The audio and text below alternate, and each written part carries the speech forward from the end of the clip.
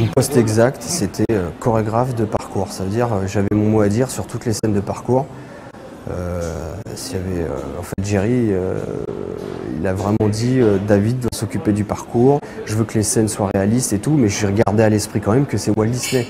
Enfin, c'est aussi pour les enfants et tout. Donc on est là, il faut trouver des petits trucs marrants. Et je pense que je me suis bien adapté à l'histoire, quoi. Parce que c'est un peu mon monde aussi. Je faisais des chorégraphes comme si moi j'étais le personnage. Je me mettais à la place du personnage en me disant par où je passe, qu'est-ce que je ferais, là je suis dans le château, qu'est-ce que je ferais, ah ouais tiens il y a ça là.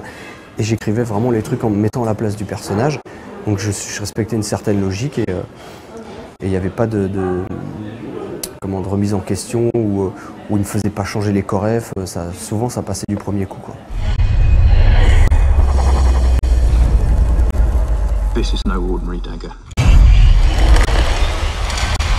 Il y avait des grosses réunions, des fois 3 fois la même chose dans la journée. Il fallait toute l'équipe pour leur expliquer. Le mec il met son pied là, il fait ça, il attrape là, il passe comme ça, il faut faire un trou là. Donc ça me saoulait un peu, mais bon c'est le taf, quoi. Et j'étais pas trop habitué à ces grosses réunions, à faire 3 fois la même chose, répéter le truc. Quand tu sais que pour toi ça marche, tu as l'impression un peu d'être dans du répétitif. Mais eux ils ont besoin d'être sûrs parce qu'ils voient par rapport à ce que tu dis, ok on va foutre notre caméra là, on va. Et tout se passait bien, quoi. Releasing the sand turns back time. Only the holder of the dagger is aware of what's happened. Avec Jake, en fait, souvent, c'était même pendant qu'il tournait. Parce que comme je maîtrisais pas encore bien l'anglais, je pouvais pas communiquer comme je voulais, mais c'était souvent des regards. Et je voyais que des fois, il était perdu parce qu'il se retrouvait à faire le raccord d'une scène où il vient de faire des sauts, mais il sait pas, lui, il passe sur 2. Il y avait 2 plateaux, des studios qui tournaient en même temps. Il était là, genre, pourquoi je vais où? Donc tac, je lui ai expliqué, tu fais comme ça, là, tel geste, tel machin. Et du coup, ça va, on communiquait facilement comme ça. Et comme il était bien préparé physiquement, il y avait pas trop de problèmes, quoi. C'est-à-dire que les scènes, il est tout, enfin, c'est plus la prod qui dit non, mais c'est bon, ça, on peut le faire autrement et tout. Mais de lui-même, il avait tout le temps envie d'y aller, quoi. Prince Dastan, have you wondered how you could have found such a treasure? Are you not curious why an orphan from the streets would be chosen to become a prince? Ça m'est venu, j'avais 14-15 ans, je me suis mis à faire que du parcours à ce moment-là. Donc vraiment au moment où le corps, à 15 ans, notre corps il a envie de bouger. Donc j'avais fait du basket, j'avais fait un peu de foot, mais j'avais l'impression de faire ce que tout le monde faisait et j'avais envie de partir vers quelque chose de nouveau. Donc j'écoutais mon instinct et je me suis dit que ce que mon père avait vécu en souffrance au Vietnam, donc ce côté qui était impressionnant dans tout ce qu'il faisait en prouesse physique, mais qui venait d'une souffrance, j'ai essayé de lui retirer et de le transformer en façon un peu plus ludique. Enchaîner des obstacles, on travaille son corps sur les obstacles, mais le but c'est vraiment d'avoir l'impression de travailler une méthode qui nous permette de nous sortir de situations difficiles, de sentir qu'on n'est pas pris par, pas envahi par toutes les structures urbaines et tout ça. Et enfin, moi je l'ai ressenti comme ça, c'est comme ça que je l'ai travaillé.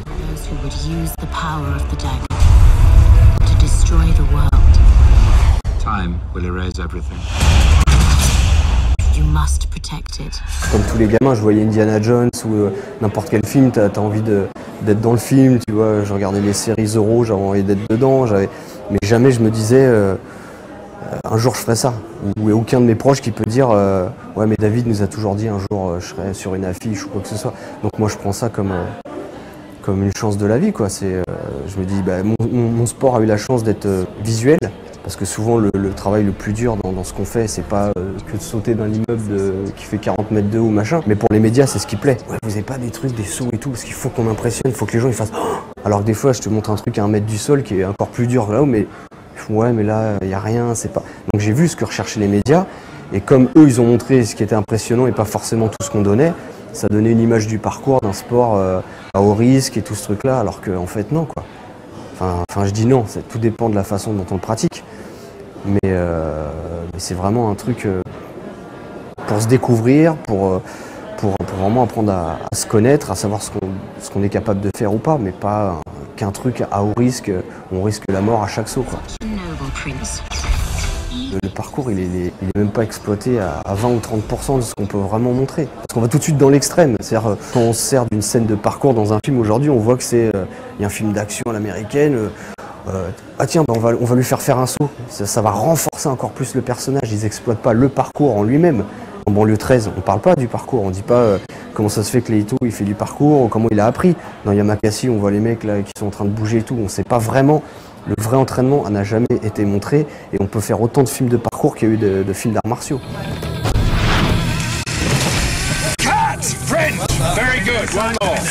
Je suis sur des réals, il me dit bon alors là ça serait bien, tu sautes là, tu rattrapes ce balcon là et tout. Je fais ouais non mais déjà moi je le fais pas mais je pense qu'il n'y a personne au monde qui fait ça. Je sais pas si tu sais ce que c'est un corps, comment ça fait dans l'espace, comment ça bouge quand tu...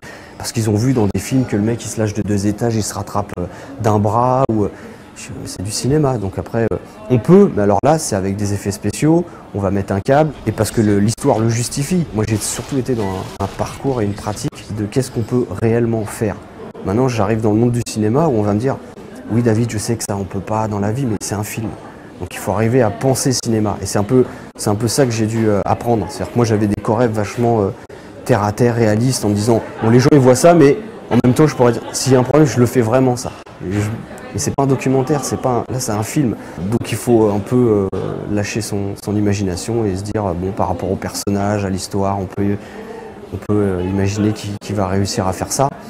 Et du coup ça m'a ouvert l'esprit sur d'autres chorégraphies et à pas juste me focaliser que sur ce qui est possible en fait.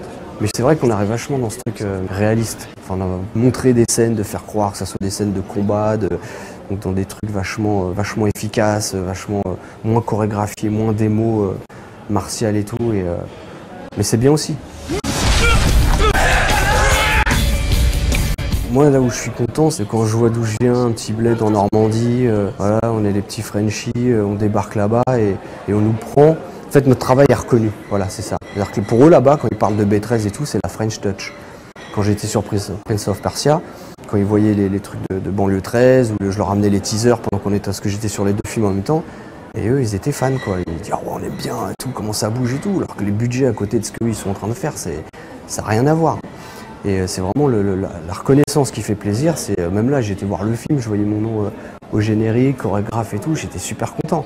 On se dit voilà quand même, et ils nous appellent pour dire on a besoin d'un petit français pour faire le truc et tout, et j'ai trouvé ça super. Comme quand j'ai fait Babylone aussi avec Mathieu Kassovitz, c'est pareil, ça m'a fait la même chose. On se retrouve avec Vin Diesel et tout, alors qu'on l'a vu dans Fast and Furious, voilà. C'est un autre monde quoi, c'est un autre monde, c'est une autre machine, mais ça va parce que comme on a notre style à nous, on n'est pas là pour montrer qu'on est meilleur qu'un tel ou quoi que ce soit, notre place elle est déjà faite.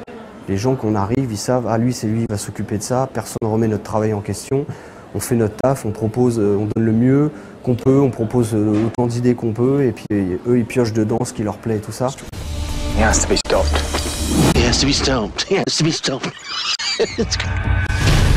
Ils sont capables de beaucoup de choses aux États-Unis, mais c'est sûr que l'œil qu'on a acquis avec l'expérience, avec le temps, ça permet des fois de sauver des plans ou sur une mise en place où il y a un truc qui va pas marcher, en 5 minutes on retrouve autre chose.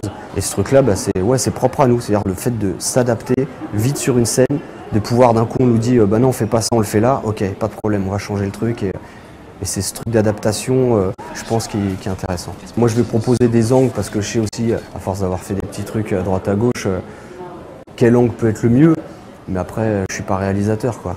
Donc ça sera toujours le dernier mot, ils vont dire bon on va plus le faire comme ça, ou ils vont le faire pour se faire plaisir mais ils refont quand même un autre plan là.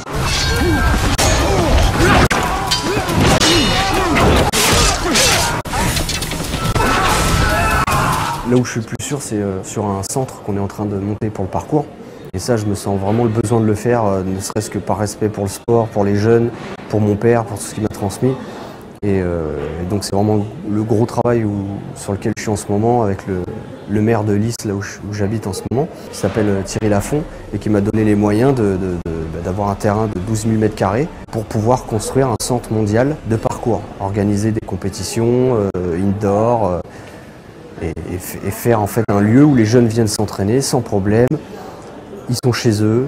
Je prends un peu tout ce qu'il y a, je regarde dans les vidéos ce qu'il y a je sais pas, en Allemagne, en Russie, tous les structures qu'on retrouve pas, et de remettre tout ça dans ce centre, parce que c'est vrai que maintenant il y a tellement de jeunes qui bougent partout que dans certaines villes, c'est pas que c'est plus vivable, mais ça fait un peu comme quand il y a eu le skate. That's impossible. Difficult, not impossible.